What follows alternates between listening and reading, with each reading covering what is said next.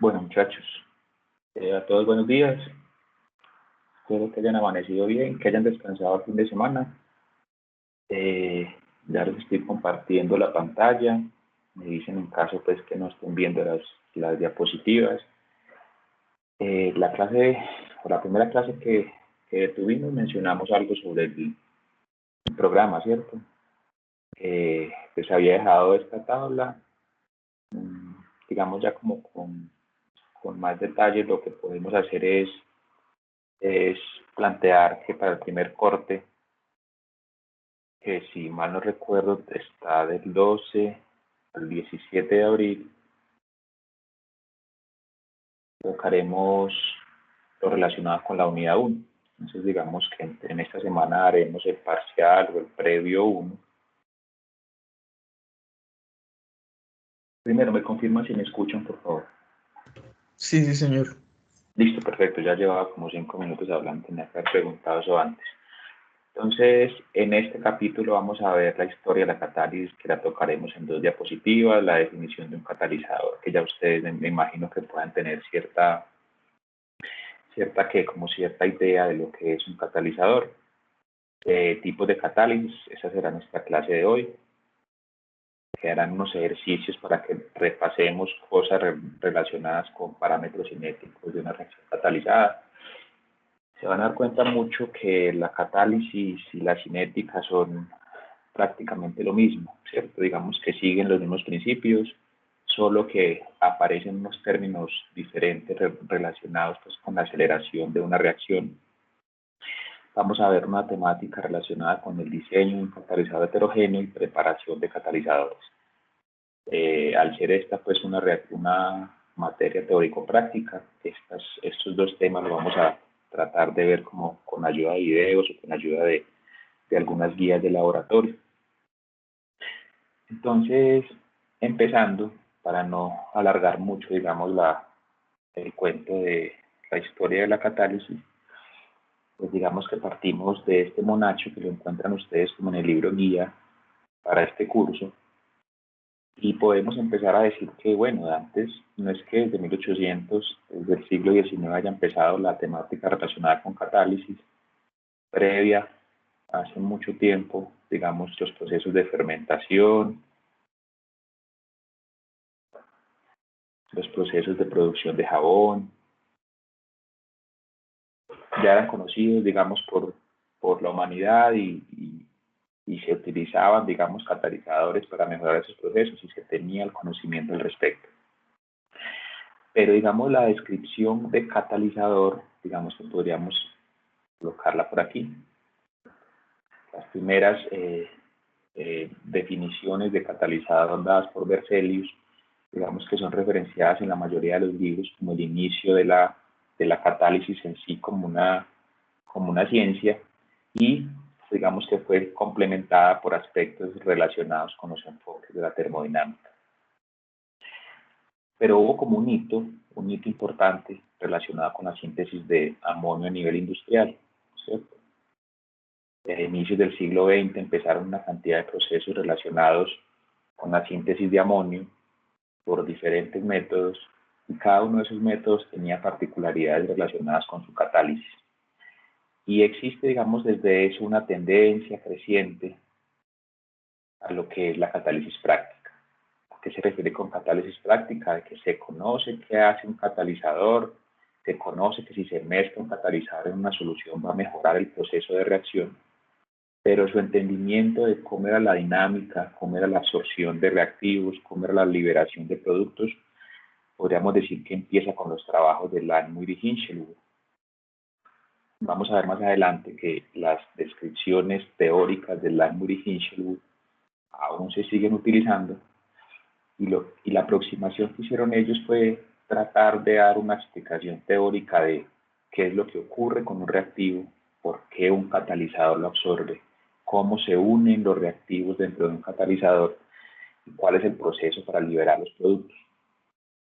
Digamos que todo eso se vio favorecido por las técnicas de espectroscopía infrarrojo, ciencia de superficie, ciencias de materiales, más recientemente nanotecnología, para llegar a un entendimiento mucho más claro de lo que es la catálisis. Pero a pesar de eso siguen habiendo retos. Retos como cuáles, dice en el libro guía que la ciencia, digamos que aún no puede llegar y crear un catalizador desde cero. Debe seguir aprovechando digamos, el conocimiento práctico, debido a que a nivel de laboratorio es fácil controlar una reacción, manejar un tamaño de partícula, pero a nivel ya industrial, ese tamaño del catalizador, digamos que ya no sigue tan fácilmente los principios teóricos. ¿Y cuáles principios teóricos se siguen manteniendo? Lo que les comentaba, las aproximaciones de Langmuir y Hinshelwood aún siguen siendo parte de la cinética actual de los catalizadores, pero a pesar de que se usa, se sabe que existe una simplificación del fenómeno.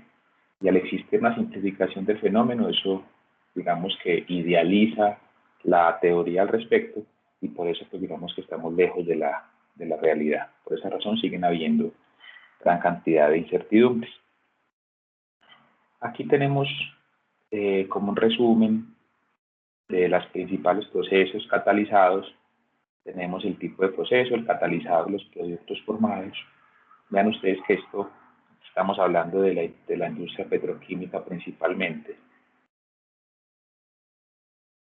Petroquímica. Y aquí, digamos, en la segunda mitad del siglo XX podemos destacar la creación o la invención del convertidor catalítico. Convertidor catalítico para reducir o para limpiar las emisiones de exhausto de los vehículos. Voy a colocar acá un video. Me dirán ustedes si tienen audio. Permítanme, yo hago algo. Voy a colocar esto, me dicen porfa si tienen audio de ese video. No, no, señor. No, señor. Listo, perfecto. Entonces hagamos algo. Se los voy a compartir por el chat o voy a hacer un intento. O profe, tiene que dejar de compartir pantalla y volver a compartir y darle compartir con audio. Listo, perfecto. Tal cual iba a hacer eso. Vamos a mirar a ver cómo nos va. A ver qué vamos a... Venga, yo me voy por aquí. Voy a darle compartir otra vez pantalla 1.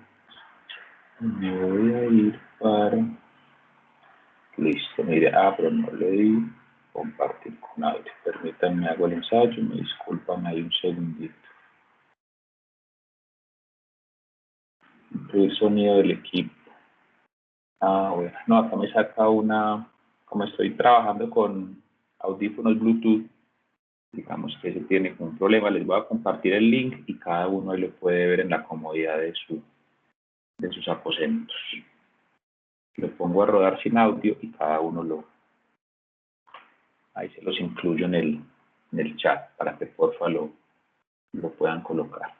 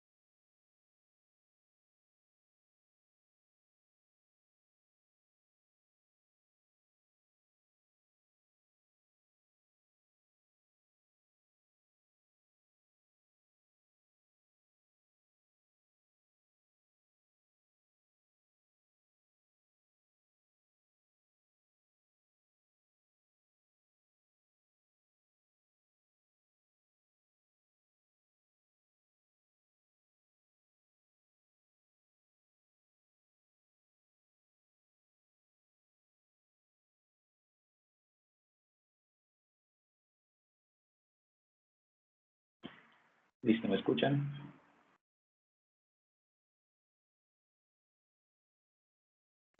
Sí, señor.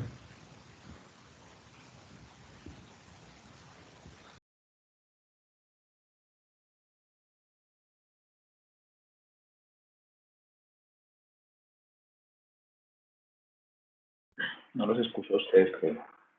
Alguien me hable, por favor. Ya los escucho.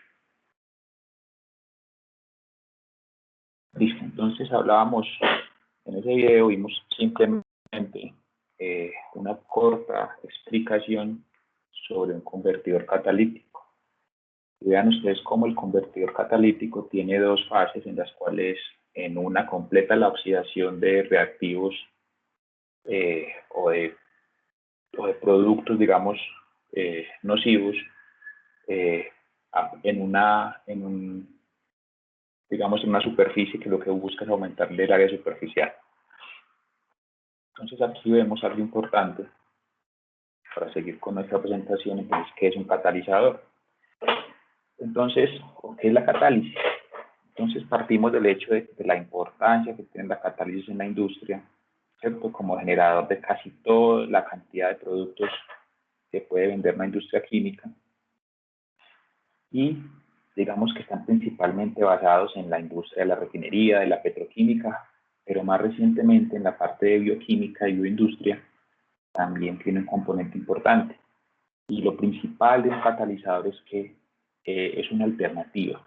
Es una alternativa para que la ruta energética de una reacción sea mucho más favorable y al hacerla más favorable permita que se haga a condiciones de presión y temperatura que sean viables. ¿A qué se refiere con la viabilidad? Un pequeño ejemplo es la producción de amonio en fase gaseosa a partir de nitrógeno e hidrógeno. Para producir NH3, ¿cierto? Aquí tenemos 2, aquí tenemos 3.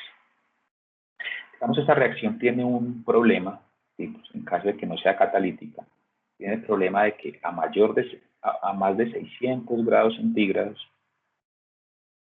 este amonio sufre una descomposición, pero yo necesito una temperatura cercana a 600 grados centígrados para romper el enlace nitrógeno-nitrógeno, ¿cierto? Entonces, una condición de 600 grados centígrados en un reactor es una condición muy alta. ¿Cierto? Debo plantear un esquema de presión y temperatura muy complicado, razón por la cual no sería viable. Pero si yo no imprimo estas condiciones, el enlace nitrógeno-nitrógeno no se podría romper. En ese caso, una ruta catalítica es mucho más favorable y en esencia lo que hace un catalizador lo vemos en la figura. En la figura tenemos dos reactivos, el reactivo A y el reactivo B. Recuerden ustedes cómo se produce una reacción. Una reacción se produce, pues, digamos, inicialmente según la teoría de las colisiones. Yo debo promover condiciones para que A y B se encuentren con una mayor probabilidad. Cuando A y B se encuentran con una mayor probabilidad, digamos, puede generarse el producto P. Lo que hace un catalizador es favorecer ese contacto. ¿Por qué? Porque tiene unos sitios o unos lugares específicos en los cuales tanto A como B se pueden absorber en el caso de una reacción en fase gaseosa, en un catalizador sólido. Esa cercanía permite que se genere el producto P y el catalizador lo que hace es liberar, en este caso si seguimos hablando de un catalizador sólido por desorción, y la ventaja del catalizador es que el catalizador sigue estando disponible para un nuevo ciclo. Entonces, una primera definición es que un catalizador lo que hace es promover la reacción a partir del mejoramiento de las condiciones de interacción entre los reactivos, pero un aspecto muy importante es este, que el catalizador no se consume. No se consume la reacción. Por eso para un nuevo ciclo, digamos que queda disponible. Y acá tenemos que ver algo muy importante.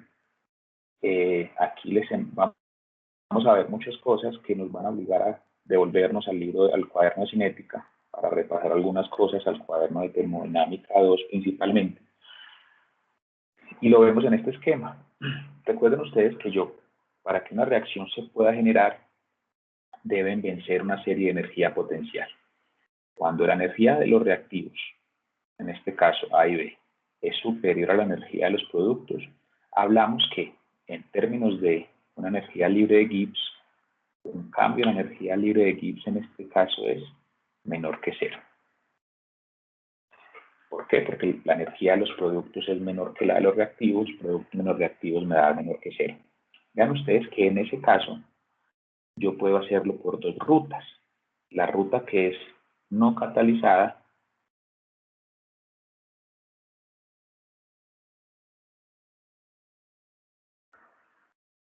perdón por la Z al revés, no es una S, es una Z. La reacción no catalizada, ¿qué requiere? Requiere de algo importante. Ya vamos a ver eso. Esta reacción, cuando hablamos que el delta G es negativo, hablamos de que es una reacción que se puede dar. Pero hay reacciones que se pueden dar, como la que vemos en la imagen, el cambio de diamante a grafito.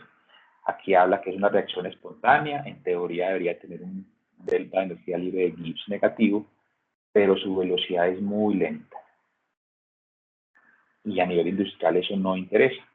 Razón por la cual, volviendo a este esquema, tenemos entonces que, si explicamos detalladamente la reacción, vemos que la reacción no catalizada, que la tenemos arriba, nuevamente, el paso inicial o el paso único de una reacción no catalizada es la necesidad de superar una energía de activación. ¿Cómo yo puedo imprimirle energía a una reacción? Pues ustedes pueden tener energía aumentando ¿qué? Temperatura. En fase gaseosa también podríamos aumentar presión. Lo que hace aumentar temperatura y presión es aumentar la probabilidad de que haya choques entre reactivos, pero requiere algo más. La energía de activación necesaria debe que permitir romper enlaces. Imaginen que yo tengo un A2, por ejemplo, como reactivo. Estoy acá inventando un enlace doble. Yo necesito una energía suficiente para romper este enlace. Entonces, no es solo mejorar las condiciones de probabilidad para que haya choques más efectivos, sino también romper enlaces para formar otros. Cuando tengan preguntas, recuerden que el micrófono siempre está abierto para que lo puedan hacer. En lugar de esto, tenemos una ruta alterna. La ruta alterna es la reacción catalizada. La reacción catalizada. Vean ustedes que es importante aquí en la reacción catalizada. Vean que es una ruta mucho más compleja, pero es una ruta más favorable energéticamente. Vean ustedes que el paso inicial en el cual hay enlace, se favorece el contacto entre A y B, es una reacción donde la energía de activación necesaria es cero. Vean que es una reacción que es espontánea. Pero después, para formar el producto, sí necesito una energía de activación. Vean ustedes que aquí tengo una energía de activación para que haya la reacción y se produzca el producto P. Después el catalizador también debe ser cierta energía de activación. En este caso no es energía de activación, sino una energía de liberación del producto. ¿Para qué? Para formar el producto final. Desorberlo y que el catalizador quede libre para un nuevo ciclo. Vean ustedes al comparar la energía de activación de la reacción catalizada con la energía de activación de la reacción no catalizada, se ve la favorabilidad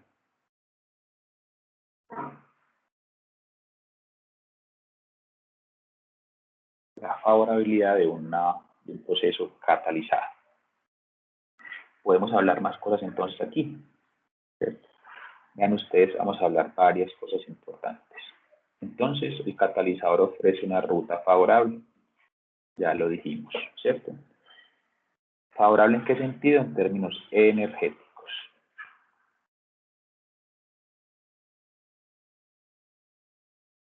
También tenemos algo importante. Es una reacción más rápida. ¿Cómo determino yo la velocidad de una reacción? Si ustedes recuerdan, la velocidad de una reacción puede estar definida como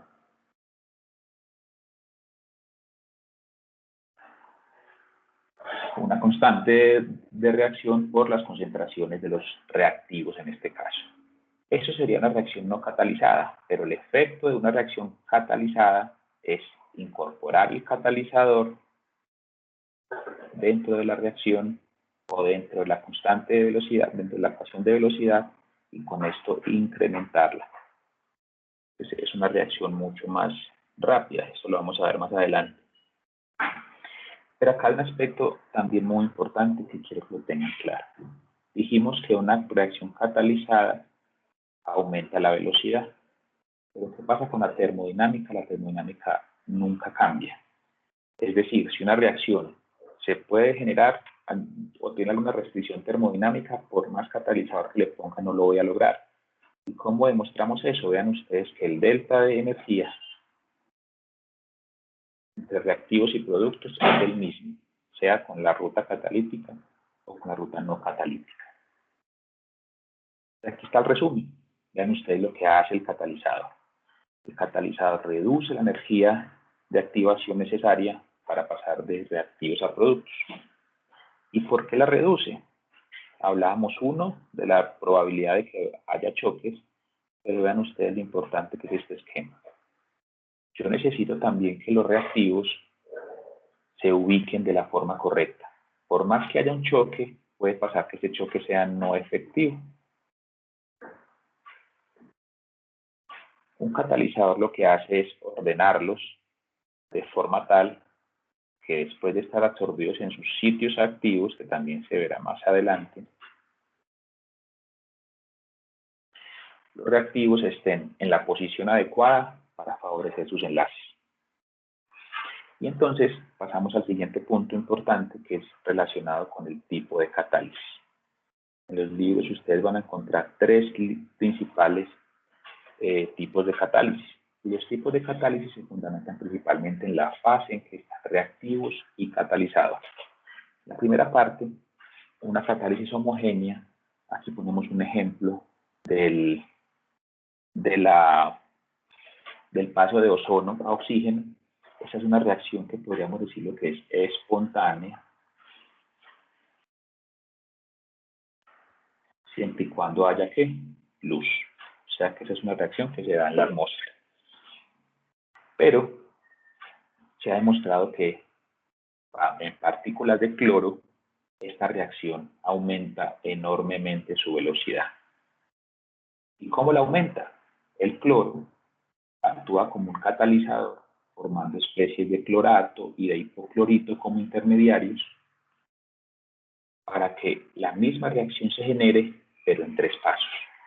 Si nosotros hacemos una suma de estas, podemos cancelar los cloros, los cloratos, podemos cancelar el hipoclorito, y al final llegaremos a la misma ecuación, pero de forma mucho más rápida. Entonces esto es más complejo, pero más rápido. Y algo que hablábamos nosotros como una de las restricciones o de las definiciones de catálisis es que el cloro que actuó como catalizador formó diferentes compuestos a lo largo del mecanismo de reacción, pero al final quedó libre para un nuevo ciclo de catálisis. Esta ecuación que vemos aquí, no sé si ustedes recuerdan hace mucho tiempo, que hablábamos del hueco en la capa de ozono. El hueco en la capa de ozono, recuerden ustedes que promovió que se redujera el uso de aerosoles. ¿Por qué? Porque los aerosoles con contenido de cloro viajaban a la atmósfera y en la atmósfera funcionaban como un catalizador para degradar el ozono y formar oxígeno, que como les decía es un proceso natural, pero con el cloro se da mucho más rápido. Vamos ahora con otro tipo de catálisis, la catálisis enzimática. La catálisis enzimática es una catálisis que es altamente selectiva, altamente rápida. Digamos que podemos encontrar velocidades del orden de 10 a la 7 moléculas por segundo que son procesadas con algunas de las operaciones catalíticas o enzimáticas en nuestro cuerpo o en los sistemas biológicos. Acá ponemos un ejemplo que es muy clásico o es muy común. La sacarosa o el azúcar de cocina es una mezcla de glucosa fructosa, ¿cierto? Aquí vemos el anillo junto. Imaginen ustedes que son una levadura, y la levadura lo que hace es comer sacarosa. Pero recuerden ustedes que las células, o si no lo recuerdan, acá lo mencionamos muy rápidamente, las células son un sistema cerrado en cuanto a su conformación, pero tiene unos espacios en los cuales ingresa reactivos para generar productos, y lo que ocurre con las sacarosas es que la sacarosa es muy grande y no puede entrar por la membrana. ¿Qué hace la levadura? La levadura es muy inteligente y produce una enzima que se llama la sacarasa. La sacarasa, como lo vemos aquí en este esquema, es una enzima que es muy selectiva y lo que hace es acomodar la sacarosa en sus centros activos para formar glucosa y fructosa de forma separada. La glucosa y la fructosa ya tienen un tamaño mucho menor que puede entrar al citoplasma de la célula. Y aquí vemos cómo la estructura molecular de la sacarasa, la sacarasa podemos decirle que es una proteína. Vean ustedes el tamaño tan grande que puede tener. Otro ejemplo de reacción enzimática que digamos que para nosotros es un poco más conocido. Tenemos el etanol, y el etanol cuando entra a nuestro cuerpo, o a una enzima que llama el alcohol deshidrogenasa, que ese etanol lo convierte a acetaldehído. El acetaldehído después es convertido a acetato, y el acetato es metabolizado por el cuerpo en el ciclo de Krebs. Pero aquí pasa algo curioso. Hay cuerpos o hay organismos que esta enzima, que es la acetaldehído deshidrogenasa, digamos que lo tiene en bajas concentraciones. Si mi cuerpo tiene bajas concentraciones y yo estoy en una fiesta tomando etanol, mi cuerpo va a procesar rápidamente el acetaldehído, pero este no lo va a procesar tan rápidamente. El acetaldehído se va a acumular en el cuerpo, y el efecto de la acumulación de acetaldehído en el cuerpo es lo que conocemos como un lindo guayabo. Otro efecto u otro ejemplo de catálisis enzimática. Ahora veamos catálisis heterogénea. Pues catálisis heterogénea es en la cual tengo unos reactivos o productos en una fase que es diferente a la fase del catalizador. El ejemplo más común es un catalizador sólido. Pero ese catalizador sólido tiene una ventaja que es poroso. Entonces tengo diferentes poros. La ventaja, o lo que ocurre, es que los reactivos A más B entran a los poros, y de cada uno de los poros sale un producto C. Y los poros siguen preservándose, siguen conservándose para diferentes ciclos. Estos catalizadores son altamente costosos, razón por la cual, digamos que los usan como micropartículas. ¿Y por qué usan como micropartículas? Porque yo necesito aumentar la eficiencia a partir del aumento del área superficial. Recuerden ustedes el video que vimos ahora del convertidor catalítico. Este convertidor catalítico tiene unos huecos muy pequeños en los cuales se generan procesos de absorción, los procesos de contacto de catalizador con reactivos y el proceso de liberación de productos. Volviendo a ese catalizador, volvamos al catalizador y nos pasa algo importante aquí. Vamos a analizarlo esto como paso a paso. En ese catalizador, recuerden ustedes que yo puedo tener monóxido de carbono y tengo oxígeno. ¿De dónde viene el monóxido de carbono y el oxígeno? Pues vienen de una reacción incompleta de combustión. ¿Qué ocurre aquí? Yo necesito pasar de monóxido de carbono a dióxido de carbono, que digamos que tiene un menor daño a nivel atmosférico o a nivel de toxicidad. Pero algo importante es que si yo necesito mezclar o reaccionar monóxido de carbono con oxígeno, lo primero que debería hacer es que hacer la ruptura del enlace de oxígeno. Ese enlace de oxígeno es altamente o requiere de gran energía. Podemos estar hablando de 500 kilojoules por mol. Entonces, mi energía de activación en este paso, en una reacción no catalizada, debería contar por lo menos con esta cantidad de energía. Como esta cantidad de energía es difícil llevarla o ejercerla en un sistema de reacción no catalizada, el catalizador lo que hace es favorecer a través de el contacto entre ambas partículas la ruptura del oxígeno. Y en este caso, la ruptura del oxígeno puede estar del orden de 50 kilojoules mol. Estas condiciones hacen que la primera fase, la fase de absorción de los reactivos en el catalizador sólido, sea casi de forma espontánea. Ya la reacción que se va a llevar a cabo después de la ruptura del oxígeno requiere una energía de activación mucho más baja. ¿Para qué? Para que se formen los reactivos y haya una desorción.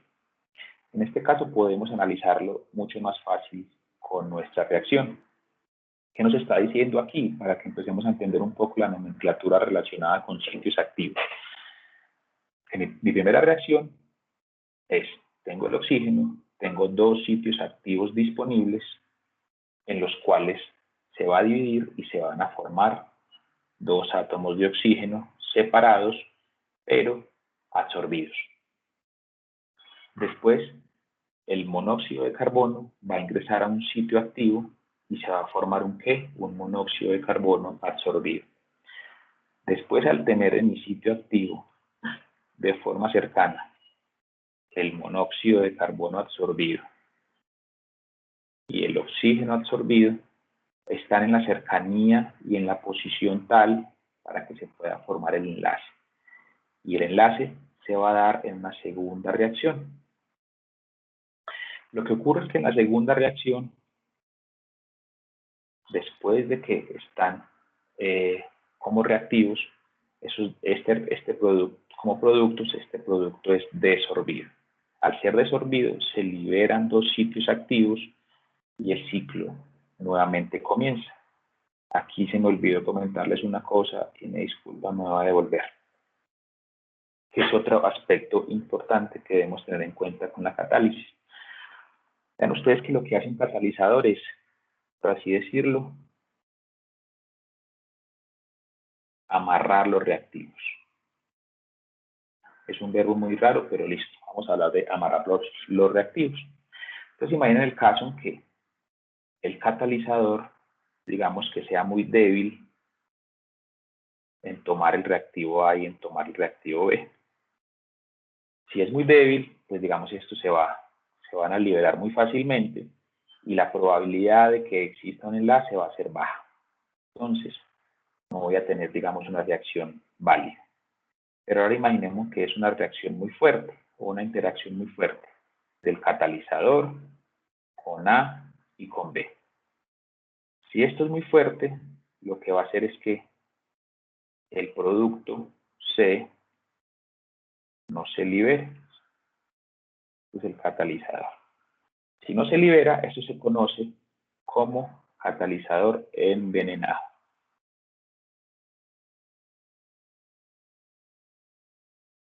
Y también, si el enlace es muy fuerte entre el catalizador, la interacción y el producto P, aquí también ocurre lo mismo. Si no se libera, el catalizador no va a generar un nuevo sitio activo para un ciclo siguiente y también existe un proceso de envenenamiento. O en inglés,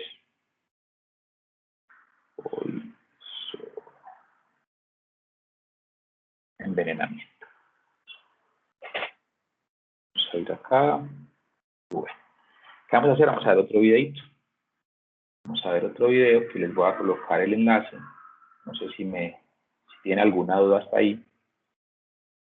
Les voy a cargar este enlace para que lo podamos ver. Este es un video. Profe, una pregunta. Sí, claro. Bueno, más que todo es una duda. ¿Qué tantas veces yo puedo utilizar el catalizador? O sea, ¿qué tantas veces yo puedo reutilizar el catalizador? Listo, Ángelo, esto es muy buena pregunta. Digamos, a nivel industrial, lo que uno esperaría es que un catalizador esté el reactor lo bien diseñado o lo mejor diseñado posible para que las condiciones de envenenamiento no se den, para que no haya ensuciamiento. ¿Por qué? Imagine que usted en un laboratorio usted fácilmente puede mezclar un reactivo A con un reactivo B, produce el producto y listo, lo hace con reactivos puros, cercanos al 100% de pureza. Pero recuerde usted que muchos de los reactivos, más que todos los usados en la industria, vienen con impurezas.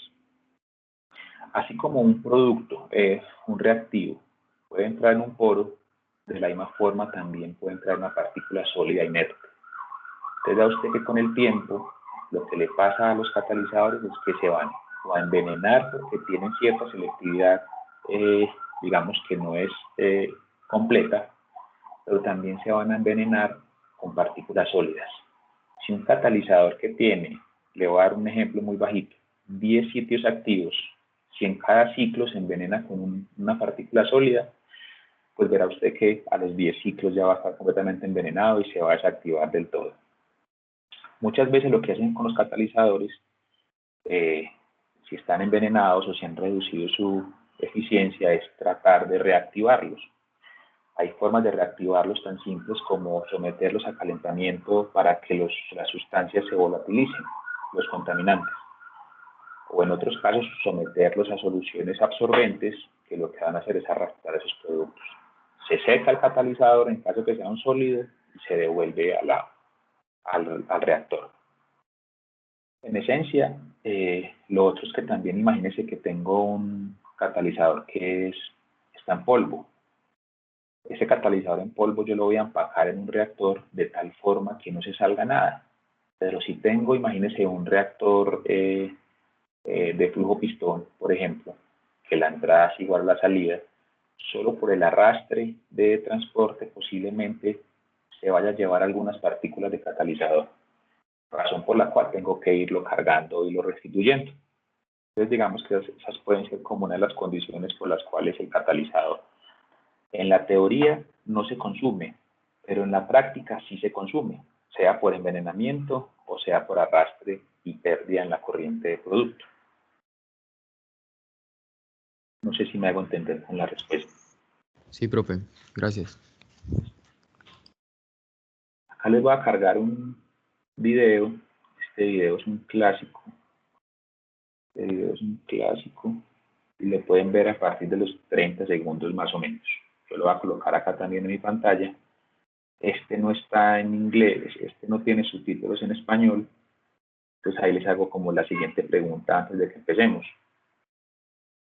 ¿Qué tan duchos están en inglés, por lo menos para leerlo? ¿Cierto? Aquí si ustedes activan los subtítulos va a ser fácil de pronto entender algo. Pero si estamos ceros, pues, espero que logremos entender algo pues de lo que se plantea en este video. Este video es una explicación o una muestra de diferentes experimentos relacionados con sistemas catalíticos.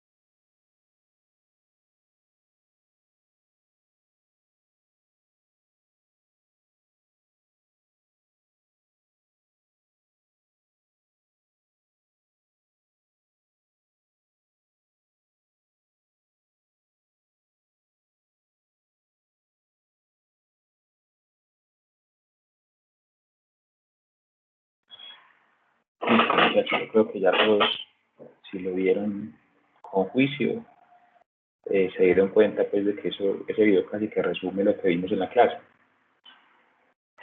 Ahí hablan de química moderna y es un video del 65. Entonces, pues ya imaginarán los cambios que hay entre ese tiempo y los nuestros. No sé si alguien tiene alguna pregunta de lo que se vio en el video, algún comentario por hacer.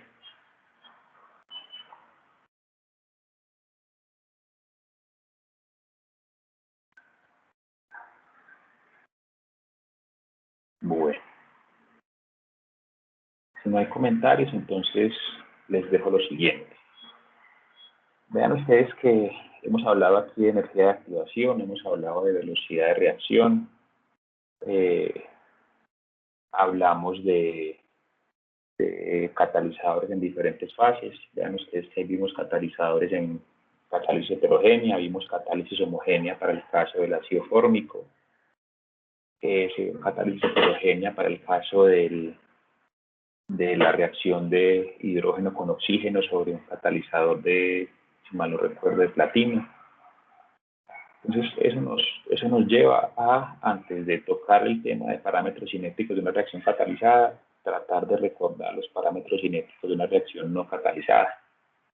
Entonces, aquí les dejo unos ejercicios en estas dos diapositivas, ahora que las suba, los van a poder ver con más calma, y en los cuales lo que se busca es que ustedes recuerden la ecuación de velocidad, la ley de velocidad.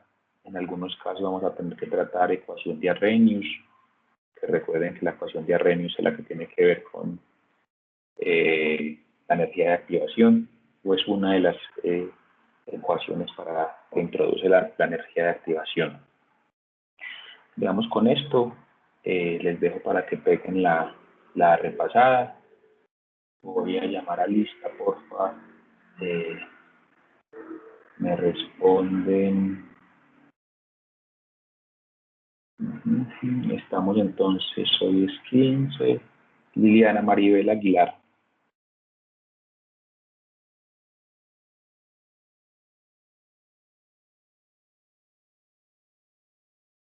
Está Liliana Maribel. Amanda Isabel. Presente, profe. Listo, Amanda, ¿alguna pregunta de lo que vimos? ¿Lo habías visto antes? ¿Tenías idea antes? No, profe. Ninguna pregunta. Robert Esteban. Presente, sí, señor. ¿Alguna pregunta, Robert? Yo usted había visto este tema. No, pues habíamos visto algo en cinética, pero igual toca repasarlo, profe. Sí, toca Sí, señor. desempolvar el cuaderno. Steven Daniel Cruz.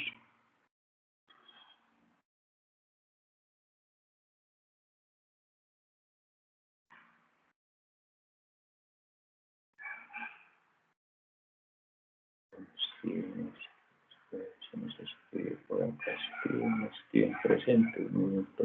Listo, Steven, perfecto.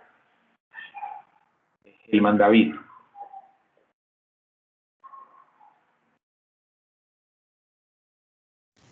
Profe, Helman estaba ahorita conectado, pero se le fue la luz, dijo, no sé si se volverá a conectar ahorita o qué sería. Listo, una Robert lo salvó. Wilmer Alexander. Presente, sí señor. Sandra Jimena.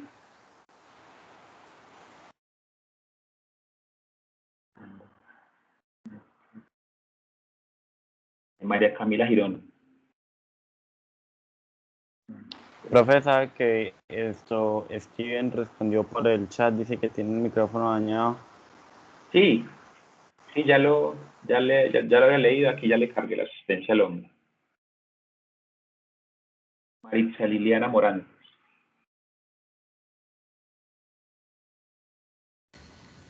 Sí, Listo, ya te voy a apuntar aquí en la lista. bueno, profe. Maritza, ¿hace cuánto viste cinética? Ya la vi hace ratico. Bueno, entonces a buscar el cuaderno para retomar esto. Sí, señor. Brian Alejandro.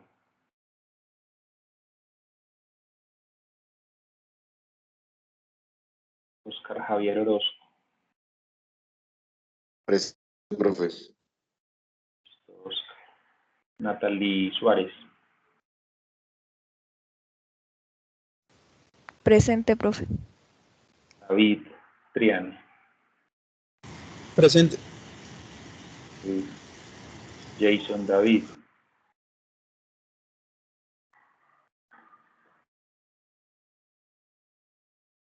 Jason Angelo, si está por ahí. Lady Vargas. Sí, profe.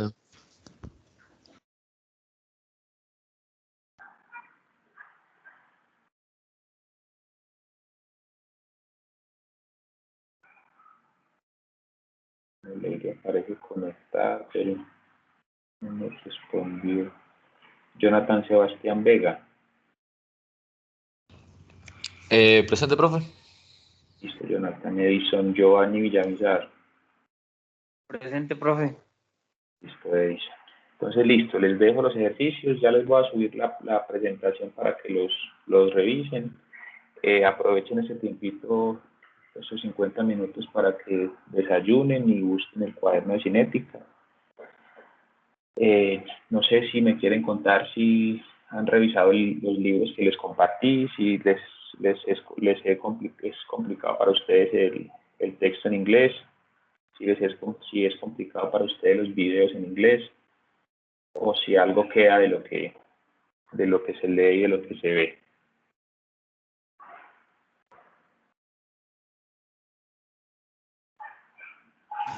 Pues, profe, sí, pero pues como tal lengua nativa no es, entonces pues hay falencias, ¿sí? Y pues en uno de los videos la información fue muy rápida, pero pues sí queda algo, sí se logra captar la idea. Sí, pues igual poco a poco así también vamos repasando y Sí, uno se va entendiendo más. Listo, Robert y David, me parece bien lo que dicen. Igual yo estoy tratando de buscar algunos libritos en español, que no son muchos. También si ustedes encuentran, digamos, cada uno encuentra algún libro que le parezca bueno y lo quiera compartir, recuerden que los canales están abiertos para que lo hagamos. Todo el material de videos, artículos en español, igual vamos a ver muchas cosas en inglés. Y recuerden, porfa, que yo les había dicho en alguna clase, vean que ya vimos 3 tipos de catálisis, que cada uno tenga como apuntado o escoja desde ahora una reacción catalizada heterogénea, una reacción catalizada homogénea y una reacción catalizada enzimática, para que a lo largo del curso hagamos algunos trabajos con respecto a las reacciones de cada uno. Entonces con eso rematamos. Se nos había olvidado decirle, ya programé horarios de atención. Tengo horarios de atención los jueves de 2 a 4 y los lunes yo busco que lo tengo por acá, y los lunes también a la misma hora, de 2 a 4. Entonces ahí se pueden comunicar o desde antes pueden programar alguna. Ángelo, ¿me va a decir algo? Profe, respecto a la actividad de las reacciones,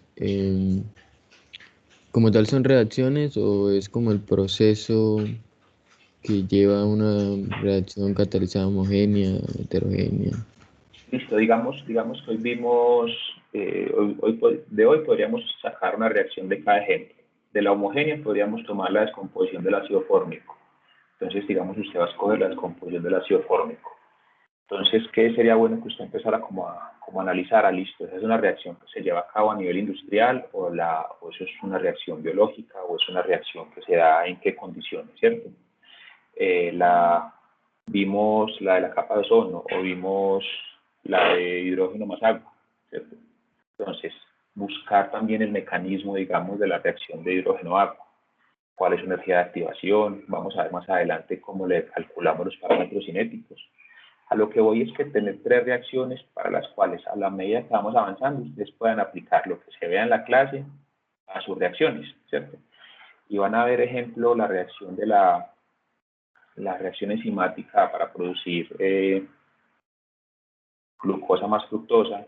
También hay unas reacciones enzimáticas de nivel industrial, de interés industrial, por ejemplo, la remoción de lactosa, Entonces, es bueno que se familiaricen con reacciones que están presentes en la industria. Muchas son muy comunes y no las tenemos presentes.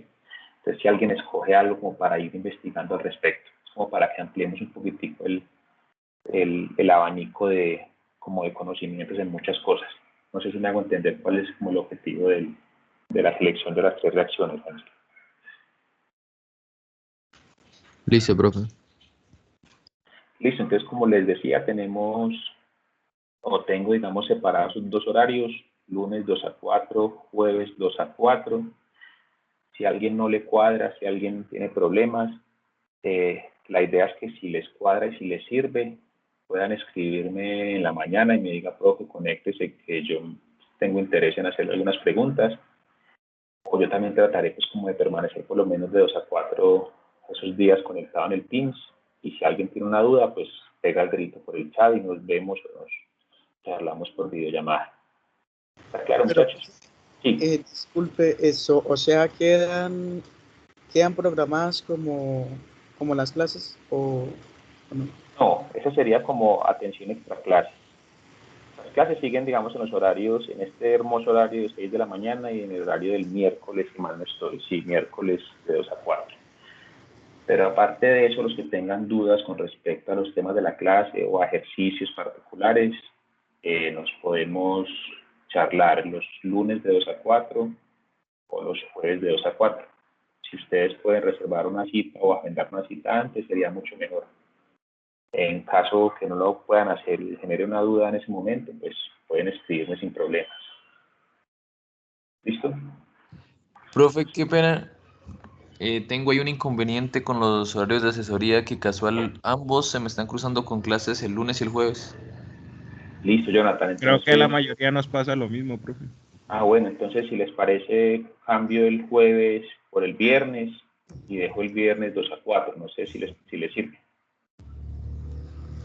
Profe, también el viernes tendremos una clase de 3 a 6. Voy a cuadrar un domingo en el como horario de las 8 de la mañana. No, entonces voy a cuadrar otro horario el viernes de 2 a 4. El que me dijo que tenía de 3 a 6, pues ahí tiene algo para arañar. Si a alguien se le cruza todos los horarios, pueden escribirme antes. Profe, veámonos un ratico y así sea, pues después de las 6 de la tarde, charlamos. Pues no es que estemos tan amarrados como a eso. Pero eso es más que todo para que ustedes sepan que hay unos espacios. Si no les da, pues tampoco es que no puedan hacer alguna pregunta y que agendemos una cita en otro horario. ¿Les parece? Vale, profe, sí, señor. Sí, señor. Listo, compañeros. Entonces nos veremos ya el miércoles. Les dejo sus ejercicios para que se deleiten de aquí al miércoles. Y el miércoles empezaremos pues con el tema de parámetros cinéticos. Y que tengan feliz día y nos conversamos. Vale, profe, muchas gracias igualmente. Gracias, profe, hasta luego. Ustedes, gracias. Éxitos. Hasta luego, profe. Hasta luego. Profe, hasta luego.